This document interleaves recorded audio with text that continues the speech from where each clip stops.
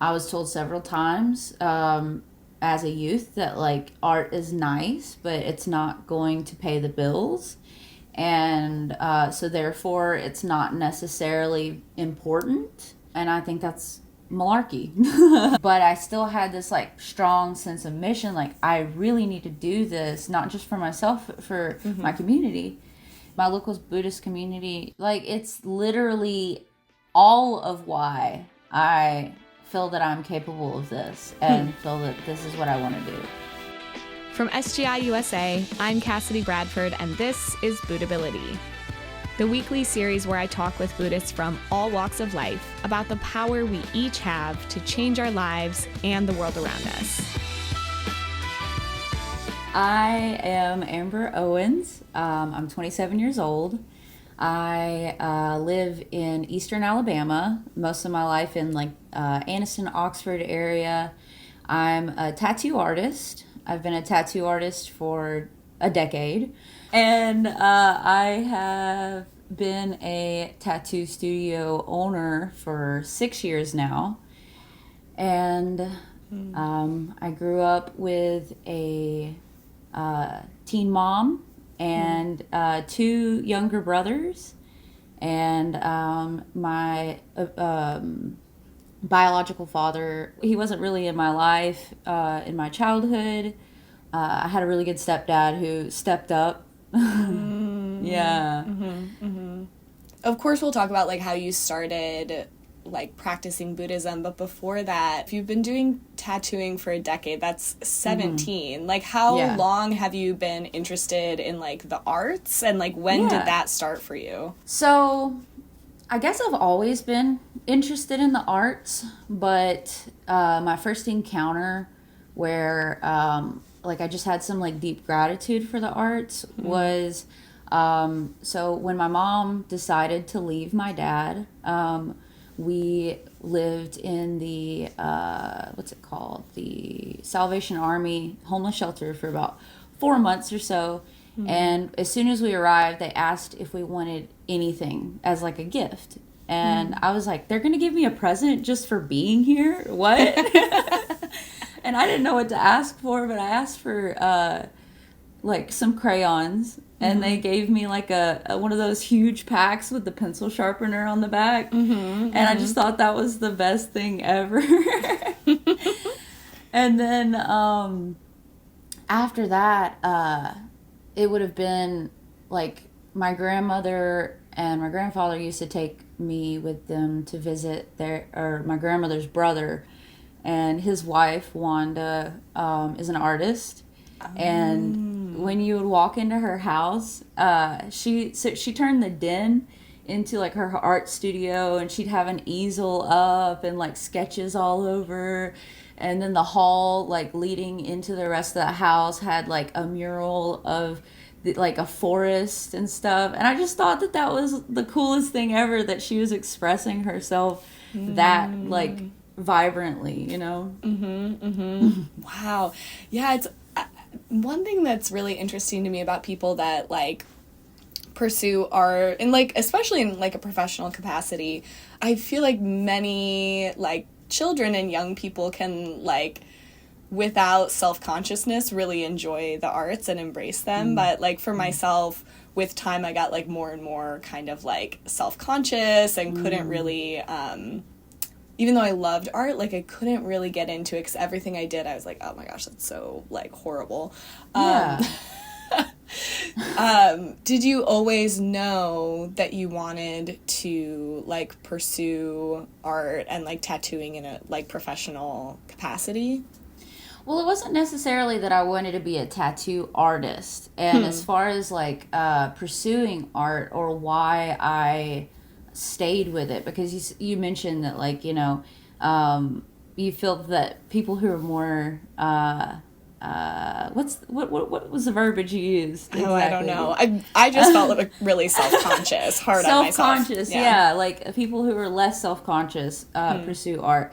And I'd have to say, no. I was so self-conscious as a kid. I'm dyslexic, so It took me until about 8th grade to learn how to read at a capable level. Yeah. And I didn't really do extracurriculars. Like, we grew up really poor. And so art was just one of those things that if I had a pencil and a piece of paper, I could do it. My home life was a little chaotic, so it was nice to have like a retreat. And then as far as like pursuing it on a professional level, once I got into about middle school, high school, I was thinking like, what am I going to do when I grow up? And I didn't really know. I knew that I wanted to stay in art to whatever capacity that might be. So once I got to my senior year of high school, I really started to crack down and go, okay, what am I going to do? How am I going to make this work? And I qualified for Pell Grant. So I was like, okay, I'm going to go to college for something. And I thought about it long and hard, and I was like, okay, well, if I go to college, I probably need to do something a little more practical to make good with the opportunity that I have. So I was like, I'll go to school for business, because that's pretty like broad.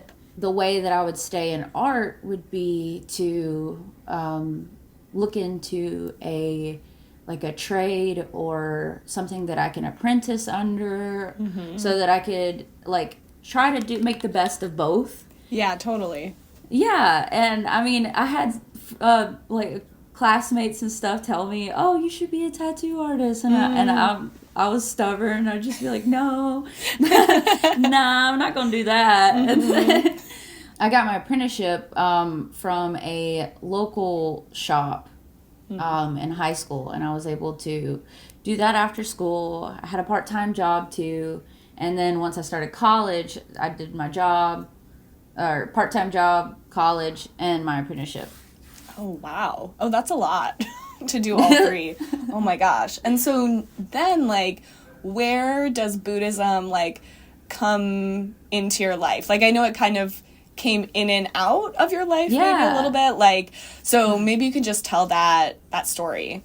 So, a little trigger warning. Like, when I was a teenager,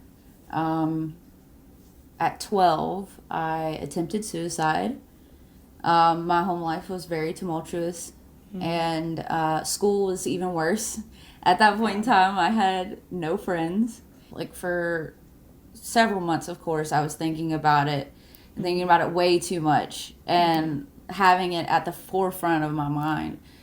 But then whenever I tried, I was like, if this doesn't work the way that I'm intending it to, I have to change something, because I can't keep living like this. And when I woke up the next morning, the first thing I thought was, okay, I got to do something different. Wow. And at that point in time, I was in 8th grade, and my mom was in college, and her and I had very challenged communication at the time. But then it started to get better out of nowhere, it felt like. And we started having like long conversations and like dynamic dialogue, I would say. And I asked her what had changed for us to be able to communicate that way. And she said that one of her professors at school told her about Buddhism, and she started attending these like Buddhist meetings. And at the time I was like really into theology, so I was like, oh, this is interesting, I'd like to learn about it. Wow. And so she took me to a meeting. The way that the practice was explained to me just made sense for me at the time. Because I just felt like, as far as like my experience with religion in the past, it was very outside of yourself, and kind of in a subservient manner, rather than like trying to better the existence that you're going through. And the fact that these were people that wanted to have dynamic conversations, The way that cause and effect was explained to me was very rooted in science. Like they said, every action has an equal and opposite reaction. And at the time, I loved science. So I was like, there you go. Yeah. Third law of motion and enact in a religion. What? Yeah. And but yeah, I was 12, 13. So like a 12, 13-year-old, of course, I enjoyed going to the meetings and I enjoyed having conversations with these people and building a friendship. But as far as the actual practice, I mean, I chant every now and then, but it wasn't consistent until I was old enough to drive myself to meetings and started to become a young adult. But I think what got me to start practicing then was I've gone through depression spells throughout my life. And I was hitting another little roadblock around like 1920 and felt like I needed to like dig a little deeper. First of all, thank you for sharing that. Like for many people, it's like very personal to, share experiences with suicide. And it's also like heavy. You're so young. But I think it's really like also powerful to hear that like at such a young age you were suffering so much and then had this decision that, okay, I have to do something different. Like, man, at 13 to feel like something needs to change in my life, that is like big, like that's a big responsibility to kind of like take for your life when you're so young. And even at 19, 20, to have another moment that like, wow, I really need to go deeper. Something like really, I can't keep just like continuing in this path. So for you, like, what did that look like? So I was in college. I was in a 3-year-long relationship that didn't feel very organic. And when we moved in together, it was like immediate. I was like, okay, yeah, this is not good. And I don't know. I didn't know where to start other than the fact that I had this practice. And so I was like, I'm just going to lean in and see where it goes. And around that time, I left my partner. I met my husband. It's kind of funny because we have connections through the Buddhist community. His mother would host our local meetings and stuff. But we didn't meet through those. He actually came in to get tattooed, and that's how we connected. And he just was so encouraging. He encouraged me to just be myself. And a lot of people at that point in time expected me to be something, and it wasn't me. Yeah, totally. So I don't know. It was just like a transitionary period where I had to have some courage to step out of my comfort zone. You said like you decided you were just going to lean in to your practice. What did that mean and look like for you? Like, what kind of things were you chanting about that were like helping you break up with the partner and feel more courage? At the time, I didn't really have a lot of practical knowledge about Buddhism other than just just the fact that the community was so warm and welcoming. Yeah. And also the fact that it's about taking responsibility for your own life. And so I was just trying to chant more consistently. Thankfully, my now mother-in-law also was very supportive, and she would chant with me as well. And while I was chanting, I can't necessarily remember what I was chanting about back then other than just trying to be present. And because it was so early on that I was just like, I'm not sure what I need to change, but I have to have faith then I'm going to make the right decisions. At this point in time, it was just trying to exist, trying to figure out my own autonomy. Like, Yeah. I mean, I don't know. I feel like a lot of people, when they're young adults, they're like, who the heck am I? Yes. What is going on? Yeah. I mean, that's the great thing about Buddhism and chanting too, is like it's great to have a goal in mind or some kind of clarity, but the reality is we don't always feel that way, and it's okay to just chant with like whatever is like very naturally occurring internally at the time, whatever you're like feeling. Having that like as like a foundation helps you keep faith in yourself. Like, okay, I'm gonna get through this. No matter what, I'm gonna get through this. Absolutely. Yeah. And it feels good knowing, like, for me at least, like, oh, even if I don't know what other actions to be taking in my life, I know that chanting is an action that is like good for me and my happiness. So at least I can do that tangible thing right now, even if I don't know what to do otherwise, like what job to apply for or how to respond to my partner, whatever. So you're like starting to maybe like warm up your practice a little bit, and then you meet your now husband. And what happened when you started dating? Well, let's see. So, I took a leap of faith. We start dating, and he was applying for jobs like all over the country. So he was like, I don't want to stay in Alabama. If you don't want to stay in Alabama, you can come with me. I was like, okay, all right, why not? Let's go. Yeah. And he applied for a job at Tesla and got accepted, and they paid for relocation.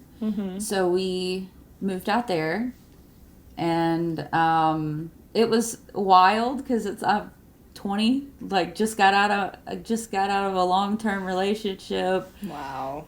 No more friends. Oh my gosh. Family's not necessarily proud of me. And I just felt like I needed to do something for myself and try to figure out who I am and try to make good causes in general. So, yeah, we get out to Nevada. I get a job really quick at a local shop to the town we were living in.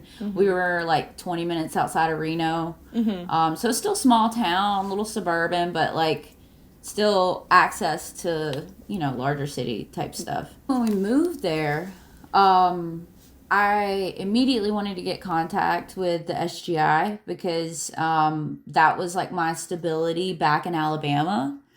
And I made some friends really fast, and I tried to participate in like the meetings and meetups with like Buddhist friends and stuff. Right before I opened my tattoo studio, my grandfather passed away, and he was the person that showed me what being a good person could look like. He was always kind and tried to communicate, and he was chronically ill. He had COPD my whole life. I consider myself fortunate that I'm 21 and that's the first time I lost somebody close to me. Yeah. But I didn't know how to handle it at the time. Yeah.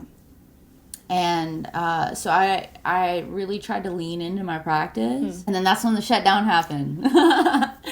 And so for the remainder of the shutdown, like I was very scared. And but I chanted so much more than I ever had before. And I was just like, I have to get through this. Like, I have to survive this. This is, like, I can't just chalk my life up to completely meaningless. And just because of the fact that everything changes and one day that I'll be forgotten, like the efforts that I make, I need to be present. Thankfully, I had some friends, like some Buddhist friends who at the time were like, we can't just sit and wallow through the pandemic. Let's do like a little book club or something. Yeah. And so we started reading. I got the book here so that people who are watching can see. Mm-hmm. But it's the Wisdom for Creating Happiness and Peace, Volume 2. And we would meet once a week and like read through that. And I enjoyed like taking time and digesting things in the book on a more profound level, because then I was able to chant about it more and get a little bit more clarity. And that was, I don't know, that was wild. Like it took me a good 2.5 years to get out of that funk. Yeah. But there's a Buddhist concept of like winter always turns to spring.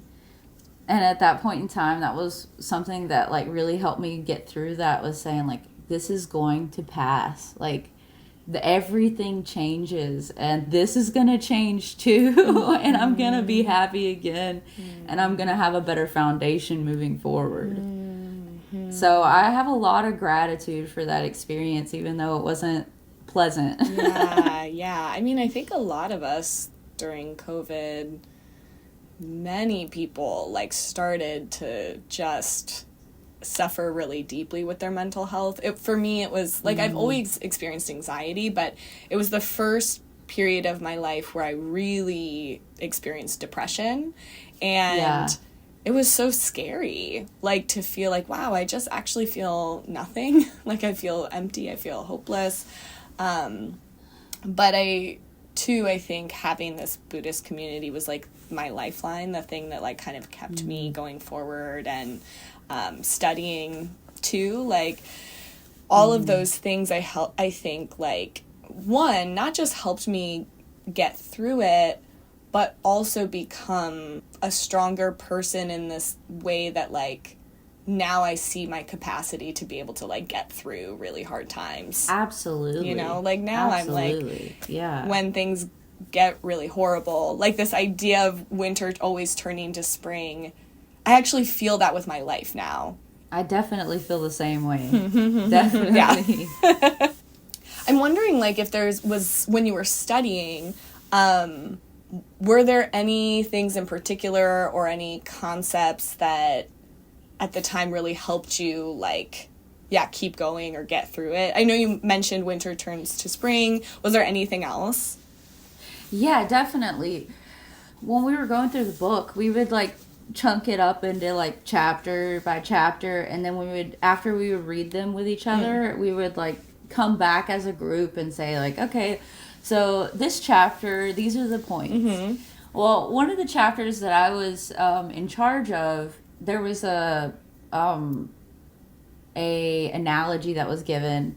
It was a businessman who was talking to one of his friends, and he was saying like that, talking about his woes and complaints and worries and sufferings in life. And he said, I know a place where there's thousands of people with no worries or sufferings. Would you like me to take you? And he said, yes, please take me.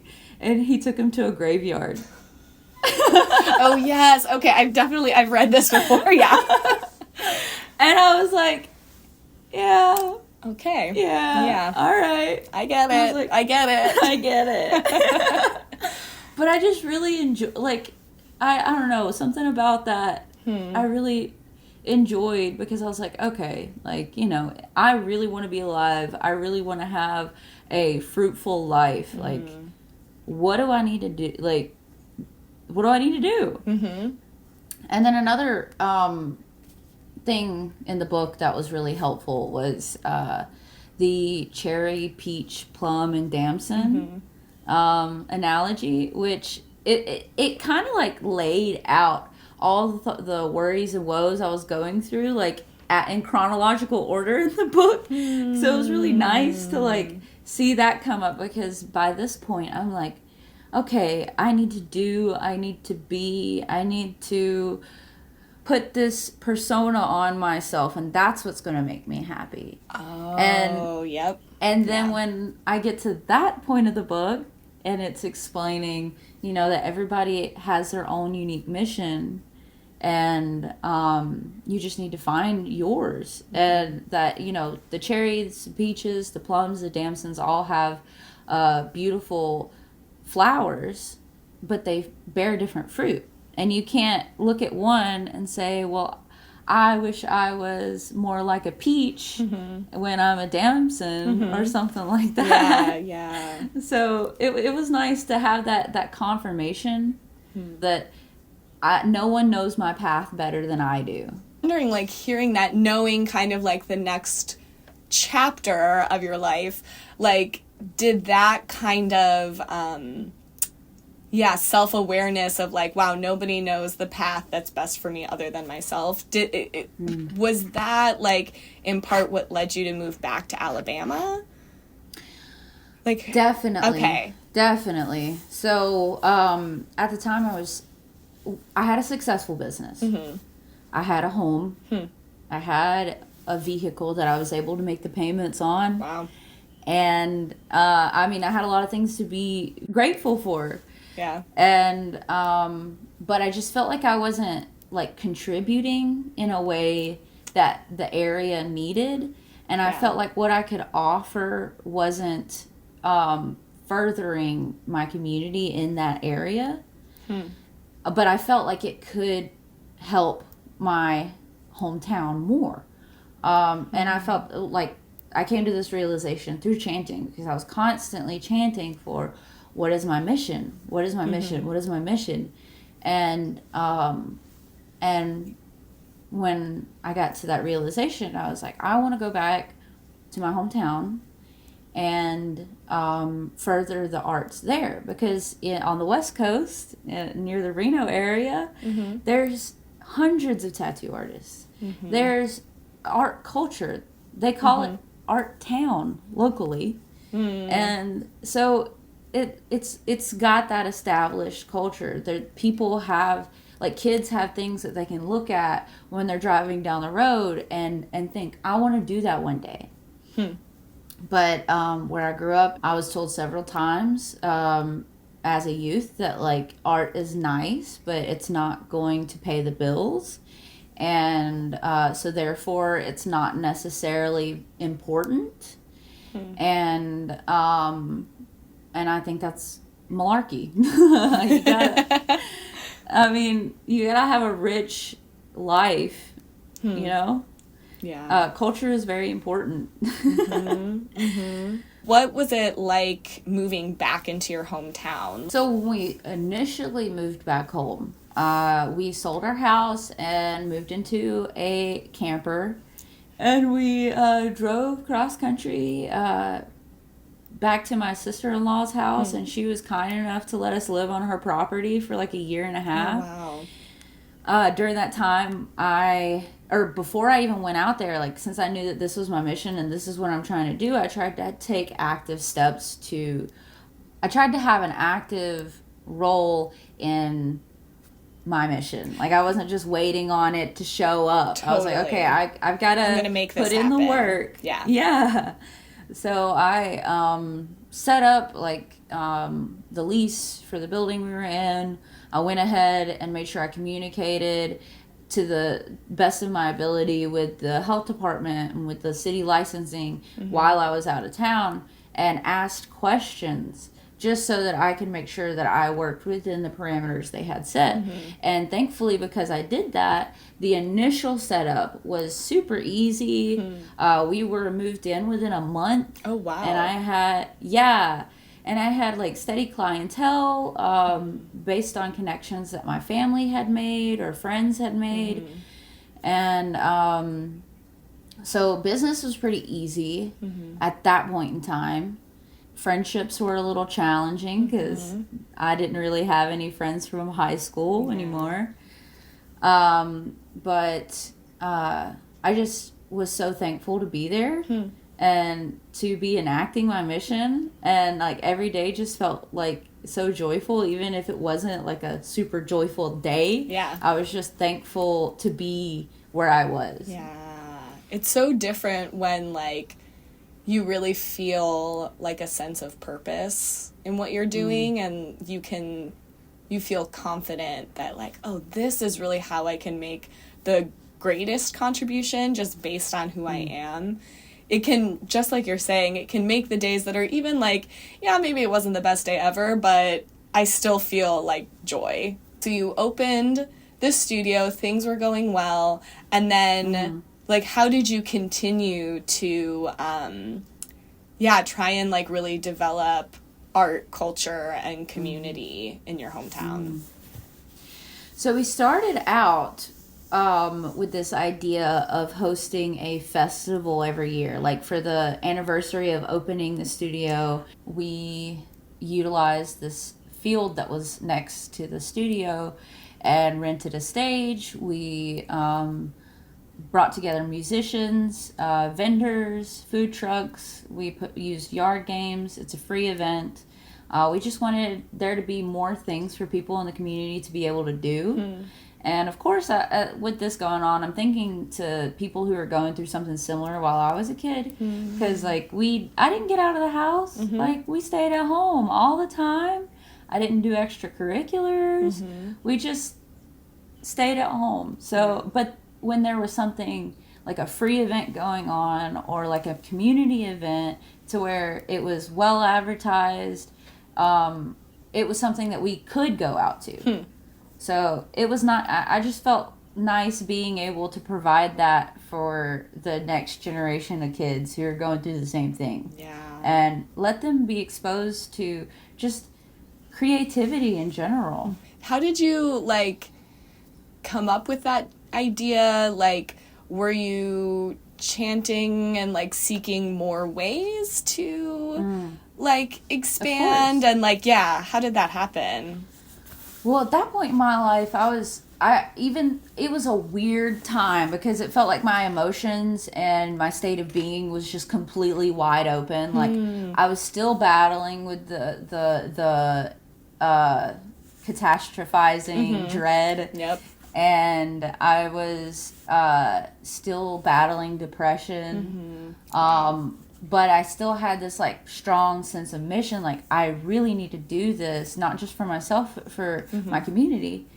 And so I'd be chanting every day. And when I chant, I would chant to be able to do something that would better my community. I would just be like brainstorming fun things to do. And or also going into that where I said I was like wide open with my emotions and stuff, also along with the dread, I had this overwhelming like feeling of I can do anything, I can say anything, I can be anything, period, as long as I put in the effort. And it's going to take time to see the results. So all of these things that I was trying to do in my life were ways for me to go, okay, like this is a way for me to show people in my community that they can do something similar. You don't have to be somebody special, air quotes, to do these things. You just have to believe in yourself. And so that was the backing for any of the things that I challenged myself to do. I was like, I have to show others that they can believe in themselves too. Oh my gosh, hearing this, it's like totally just clicking in my head that in this Buddhism, we say that like we practice for ourselves and others. And like it's both, right? It's not just for other people, it's not just for ourselves. And I find actually what also like helped me really break out of my depression was thinking about like I need to be able to like overcome this so that I can encourage and support other people going through the same thing, like showing this is possible. But I think when we start to really think about supporting other people, like things become a lot easier a lot of the time. The motivation somehow really comes out of our lives and like that sense of purpose is so much stronger. So when you had the first festival, like how did it feel? Were you like, yes? Oh my gosh. Yes. I was so blissful that day. Like I was leading up to the festival, I was chanting with the resolve that like if if nothing crazy happened, like a meteor struck or a car comes plowing through this event, then I'm going to put that crap out of my mind. Yeah. I was like, I've put in so much effort for this to be a good day. Even if there's little mix-ups here and there, I'm going to make sure that it's a good day. Yeah. And it went, like, stupid perfect. Stupid perfect. Like, all the vendors showed up on time. We had a huge turnout, like thousands of people, or about 1,000-ish throughout the day and everything. We had giant Jenga and soccer and stuff, and we had a bounce house. This sounds so fun. I want to come to Alabama. But it was a really good time, and it was so, like, heartwarming to see, like, people come out and be like, so this isn't, like, tied to the city? And it's like, no. Like, wow. So this is, you just did this because you wanted to? And I'm like, yeah. They're like, wow. So you can do that? And it's like, yeah, you can. Oh, wow. Like, nobody even left trash on the ground when we left. Wow. Like, when we were cleaning up that evening, I picked up a cellophane from a cigarette pack, and that was it. That was the only thing on the ground. So wow. You could tell that people just genuinely appreciated and enjoyed having the experience. And that seems like such a, like, yeah, the fact that there was, like, really no litter, to me, shows, like, this is, like, what it is, like, being in community and appreciating and respecting others. So I know, like, now, yeah, you've done it a couple of times, you do it every year, and you've had some, like, recent changes in your studio. Yeah, let's talk about that. Tell me all about it. Oh, wow. Oh, my gosh. Okay, so the studio we were in before was 1,500 square feet. We had, like, a max capacity of 4 or 5 artists. Okay. And we reached that capacity. And it didn't really, the way it was set up, it was really long and skinny. And with those separate rooms, like, it didn't really allow for us to do much of anything else. And we had talked about, like, doing art classes and stuff, but there was nowhere to really do them. So we were talking about, like, okay, are we gonna like, do this at the library? Are we gonna do this or that? And my husband and I ended up going on a trip for my birthday to North Carolina, to Asheville. The first thing I recognized when we got to Asheville was that the geography looked very similar to where I grew up. They're both Appalachian, and then when we go into town and stuff, I see all these, like, phenomenal artists and, like, this rich, like, small business community. And I noticed that the architecture of this area is built literally at the same point in history that the architecture in my hometown was built. But they're utilizing it completely different.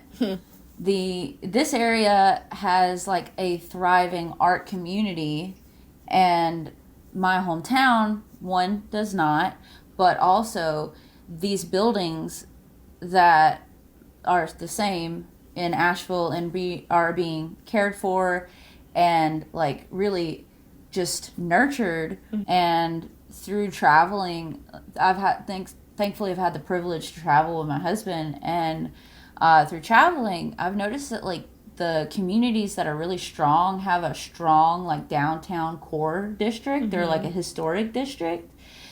And I saw, you know, the gap in our town.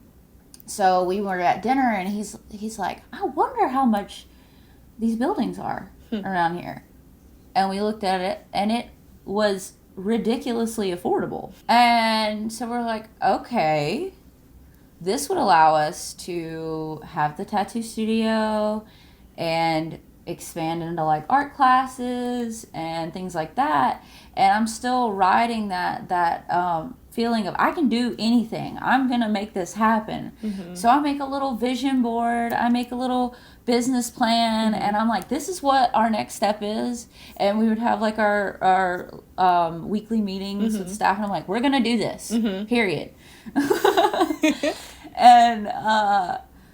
And when I talked to the city, I tried to remember and remind myself, like, every day when I'm chanting, like, you know, keep those lines of communication open, articulate yourself the best you can, you know, because if you do that, then you're going to be on the right path, even if you don't get what you want.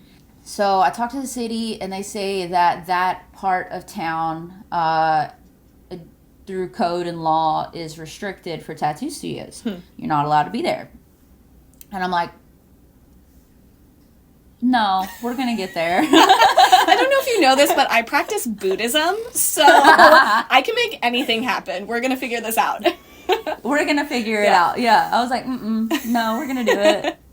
And they were like, we've had like so many people try to come into the area. It's not going to happen. And I'm like, no. What do I need to do to change that? And they're like, well, you can put in an appeal, and then go through the process of seeing if that changes.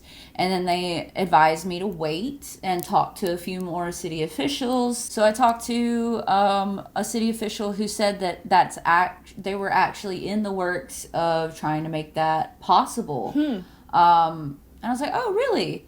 What's the timeline on that? And they said the beginning of the year, which at that point was like 3 months away. So I'm like, oh, heck yeah, let's figure this out. So I started looking at buildings. I find the perfect spot. It's right in our range. It's been occupied, so renovations wouldn't be too crazy. So we put in an offer on the building with contingency that this regulation gets passed.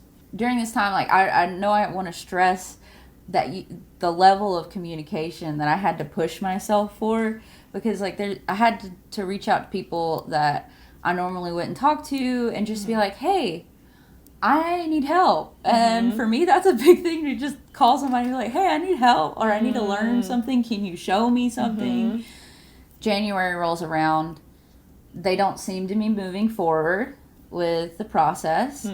So now I have to put in an appeal to change the code.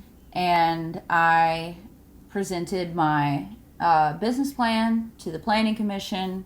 They were moved, but they seemed very doubtful that it would actually work. Like, they all had this look on their face like, how are we going to tell her no?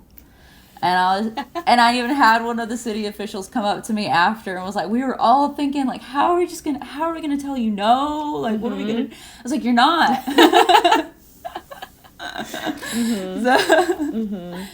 So we had some backlash. There were some members of the community who were very vocal at the city council meetings against me moving my business down here, and one of them was my direct next door neighbor to be. Oh my gosh. Yeah, and I just really tried to not disparage them and to show them the same like level of communication that I would anybody else. So I dropped off business plans with them. I tried to be kind and cordial. It didn't change their mind, but one of the ladies told me, I respect you as a person. And I think your drive is amazing. I just don't want a tattoo shop here. I was like, wow. Okay, I can respect that. Thank you. Wow. Yeah. And so this dragged on for 9 months. Oh my gosh. But then by July, things worked out in our favor, thankfully. And we were able to purchase the building. Yay! Yeah! And we've been working nonstop trying to get it up to what we're trying to do with it. During that process, I was doing a lot of research about like the town and about like just the history of the area and why like tattoo shops were so frowned upon in this area. And I came across a man named Percy Waters. He lived between like 1880 to like the 50s. And he learned to tattoo through like the carnival when they came to town. Cool. Yeah. And then he tattooed on the mayor/founder of the town's daughter and got kicked out. And he ended up, he ended up moving to Detroit, Michigan, and became one of the forefathers of American traditional tattooing. And then I also find out that even in his later life, he loved his hometown so much that he moved back. And he continued his business here in Anniston. Wow. And I was like, holy crap, like this is... We got some actual history here in town, huh? It's amazing too that it's like, wow, it's tattoo history, and that he came back to his hometown, and you are also like, yes, there's something really special here, and I want to like build this community. I want to honor this history. Like that, it's so cool. So cool. Yeah. So I felt like we were really transforming some like karma in the community with that. When it took like, man, over half the year, were there any points where you were like, man, I don't know if we should like keep trying this, or were you able to like maintain the like determination throughout that time? I kept the determination, but those thoughts definitely come in. Yeah. And you just have to, like, remind yourself why you're doing it. And go back to the fundamentals. There's faith, practice, and study. And, like, faith is faith, or to me, you know, faith is faith in yourself and faith that you're going to make it through it and that this practice works. And then practice is chanting. And then study, like, always helps you, like, step out of that self-doubt. Yeah. I mean, there are so many times where, like, I feel, like, man, this thing isn't possible, whatever. And I sit down and chant, and by the end, I'm like, oh, this is, like, totally possible. I can make this work. Yeah. But... so funny, like, no matter how many times I have that experience, like, I still sometimes forget, like, wow, chanting can make me feel completely different. Just one time sitting down to chant, like, I can feel totally different about, like, my circumstances. But now, like, you've got the studio, you're starting to, like, develop it and do renovations. I'm wondering, like, how you feel, like, the work you do and your dream of revitalizing the community, like how those things are connected to Buddhism. Something that really struck me whenever I decided I was gonna like stand up and be an active person in society and in my life is realizing like, okay, I don't want to be a flyover generation, like just one that takes it easy, doesn't make any waves, doesn't try to better themselves.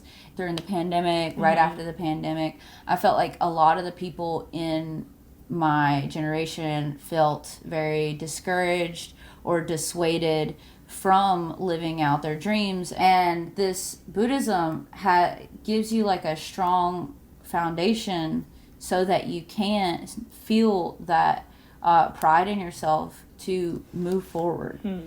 I think, the last question that I have for you is like, as someone who like cares so much about like cultivating community and like art culture, what advice would you give to someone who really wants to build community wherever they are, but is struggling and like can't figure out like where to start or what first step to take?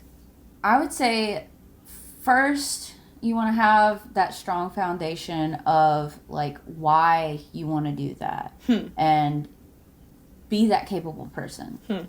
Another thing is that would be important is to either research what you're getting yourself into, and make sure you're educated on the process, and also like try to gain some experience in other cultures that you or other communities that you're trying to emulate, and then just have strong faith in yourself, and a good standalone spirit, because when you're trying to be a trendsetter or a pioneer in your life, you're gonna be by yourself for a little bit. There's gonna be points where other people don't see your vision, and you have to have faith in yourself and faith in what you're trying to do. Something I was wondering about, like, as you were talking about looking to other communities to be able to see, like, oh, how are they doing this? I'm wondering if you can talk about, like, what being part of your local Buddhist community has taught you in terms of what it means to, like, be in with other people, how to have solid community where people feel trust and respect, and Oh my gosh. Like, it's literally all of why I feel that I'm capable of this and feel that this is what I want to do. I mean, my local Buddhist community, it's not only like affirming and built on a structure that not only values that but puts that first. So like open communication is a lot easier and it's encouraged. For this experience, I've had to learn public speaking. I've had to learn to have dynamic dialogue with people, work with other communities that are not necessarily my own. And then within the Buddhist community, I've had opportunities to learn how to public speak, but in a more accepting, affirming environment, and then also have these dialogues with people from different communities and different walks of life. And then also I've made so many friends from like all over the world that are just such capable people and are really like the protagonists in their own life. That's what has inspired me to want to do that for my own life, especially like the young women in my life that supported me and also just shared their stories or just their camaraderie. But because of those experiences, each time that I had someone else like reach out to me and try to initiate dialogue, I've had a breakthrough in my life.